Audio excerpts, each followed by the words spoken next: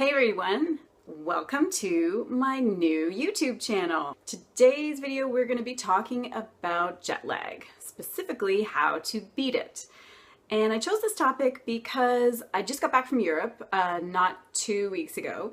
And yeah, so clearly, that's 8 hours difference for me from the West Coast. And if you travel, you understand jet lag and you know that it's the worst.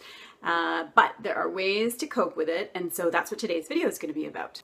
So you probably already know what jet lag is. Basically the mismatch that happens when your body crosses a whole bunch of time zones all at once. Essentially when you fly somewhere, and it's that horrible, exhausted, sluggish feeling, plus your sleep-wake, you feel sleepy at times when you're supposed to be awake and vice versa. Your system is essentially all messed up. I have 9 ways that you can deal with jet lag.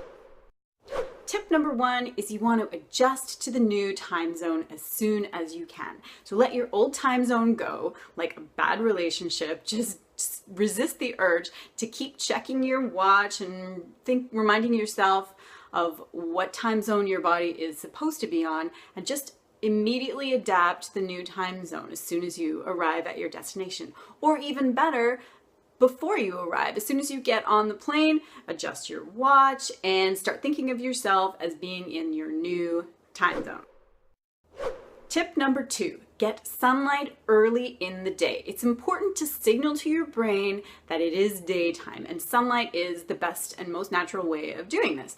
So if it's daytime at your destination, get out there, get some fresh air, get some sunlight on your face. That will really help to give signals to your brain that it is waking time. Tip number 3 is stay hydrated. Being dehydrated can definitely contribute to that sluggish feeling that we get that is jet lag. So you want to be drinking plenty of water. We all know that airplanes are very drying, and so you want to be drinking a lot of water before, during, and after your flight. And that brings me to tip number 4. Tip number 4 is avoid caffeine and alcohol. These things can interfere with your sleep, and it can actually contribute to dehydration also. I know it's tempting to have a glass of wine with your in-flight meal. It helps you relax, and some of us are nervous flyers. But if you can resist that urge and stick with water, your body is going to thank you when you arrive. Tip number 5 is plan for about 1 day per time zone crossed to fully recover.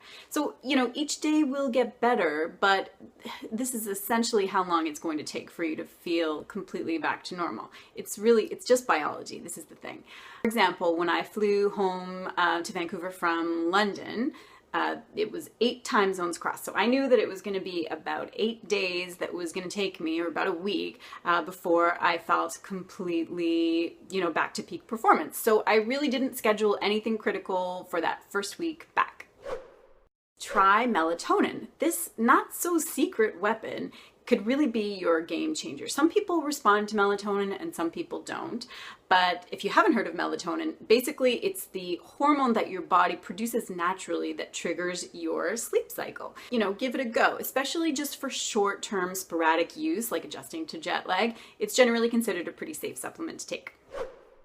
Tip number 7, start adjusting before you leave. I've heard about this trick before, but I've never actually tried it until this most recent trip. This can be especially helpful when you're heading east, which generally is the toughest kind of adjustment on your body. About a week before we left, I started pulling my bedtime back a little bit. So I basically started my jet lag adjustment a week before we even left, and it really made a huge difference. I really had a much shorter adjustment to make once we had arrived in the UK, and it just made my first few days of my holiday much better. So give this one a try. Tip number 8 is when you arrive, take a nice hot bath before bedtime. This one is nice, obviously, because we all feel a little bit gross after flying on a plane. Travel just gives you that yucky kind of feeling. So, of course it's nice to get clean. However, there's also some science behind why this actually helps you adjust to jet lag and get some sleep. and it's all about body temperature.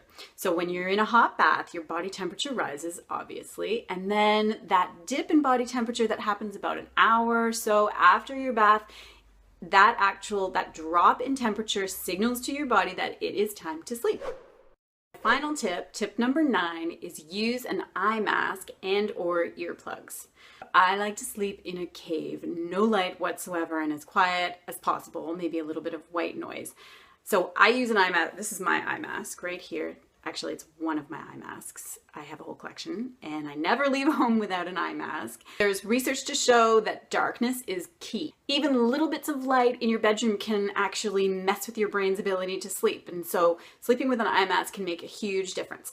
Also, some people are very sensitive to sound, and so, earplugs can help you out. For example, one time we arrived in Paris, and little did we know that there was a music festival happening in the neighborhood that we were staying in. It was all night long of live music, very loud, right outside our window, people playing saxophones in the street and all kinds of things.